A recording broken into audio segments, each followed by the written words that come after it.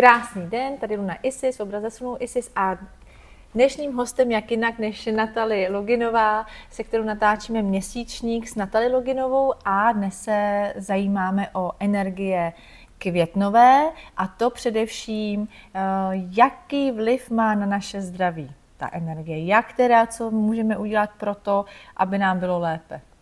Super, děkuji. Děkuji, ráda všech zase, že sledujete nás, že posloucháte naše rády. A co řeknu o energiích května? V měsíčních energiích, v energiích měsíce, v té energetické matrice nám chybí energie kovu a vody. Takže je to ingová zem na hadu, jestli říkáme takhle trošičku jakoby speciálními termínama. Takže je to obraz takového zemského dráku, zemského hadu, který má rád takhle ležet a analyzovat, koukat, nasledovat, občas takhle smízit, ale když nám chybí nějaké elementy, musíme jich vykompenzovat. Za co odpovídá energie kovu a vody? Kov to je tlusté střevo a plíce, voda je to ledviny a močový měchýř.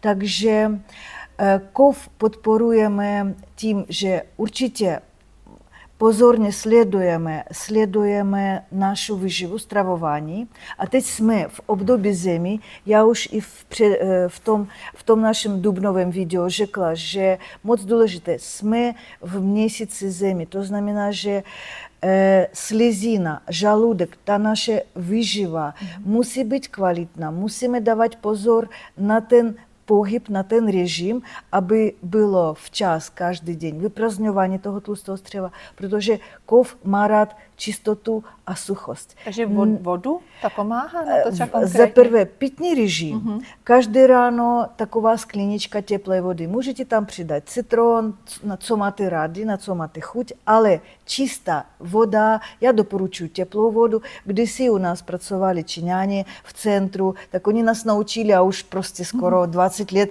piju jenom teplou vodu i v kanceláři pijeme takovou teplou vodu.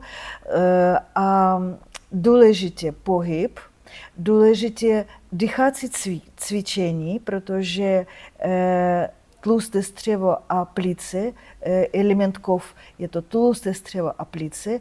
Plíci mají rádi dýchání, zpěv.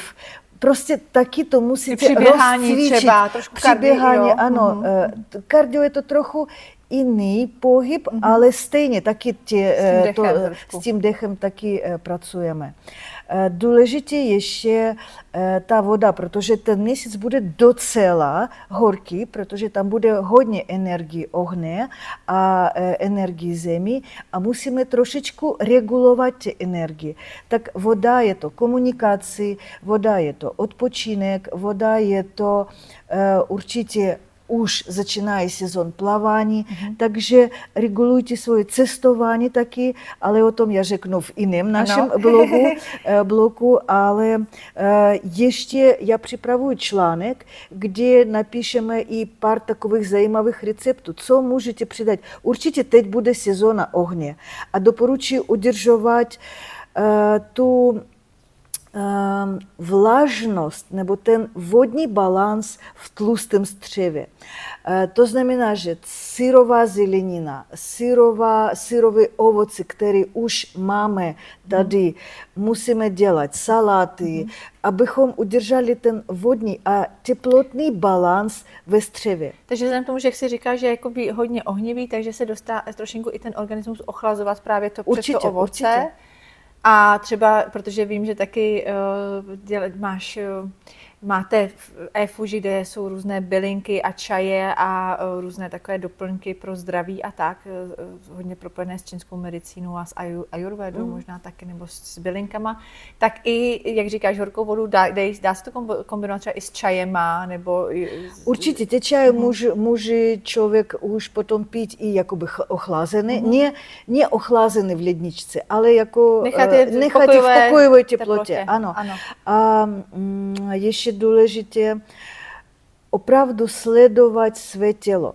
poslouchat, nasledovat ho, protože jak se mění sezóny energii, to tělo, ono samo začíná, když určitě jste v nějakém takovém základním stavu, protože když člověk je vybalancovaný, tak on nemá sílu ani navnímat, co jeho tělo potřebuje. Ale když opravdu umíte, což had bude tomu působit, protože had má silnou intuici a my máme v měsíci 2 hady, v měsíc a den hada, takže doporučuji poslouchat své tělo a sledovat trošičku za tím tělem, jak ono bude nám dávat taky nějaké rady, jak bude rezonovat. Signály, v podstatě jako a vnímat se a naslouchat to a hledat tu cestu, která je pro to tělo protože ideální. Opravdu hodně energii máme uvnitř. Jakmile ten vnitř vybalancujeme, tak potom uvidíte, jak to bude projevovat se i ve vnějších našich všech skutkách. Oblastech, vztazích a to, jak se samozřejmě hlavně člověk cítí, protože tak, jak se cítíme, tak to potom se odráží v našem celém životě. Tak já moc děkuji, Natali, za malý vhled, vždycky každý měsíc, teď květnový vhled na zdraví a jelikož každý měsíc pro vás natáčíme od dubna, tak vždycky najdete ty oblasti zdraví, vztahy a finance, kariéru, takže vždycky se zaměřujeme speciálně na každou oblast. Ještě pár slov opravdu. Ty řekla o běhání, ty kardiocviky. Teďkom bude sezóna ohně, určitě je to sezóna srdce a kardiovaskulárního systému. To znamená, že určitě my to musíme podporovat, ale nepřetěžovat, protože i tak bude hodně ohně. Takže já spíš doporučuji všechno. Ano, všechno zjemnit a více opravdu.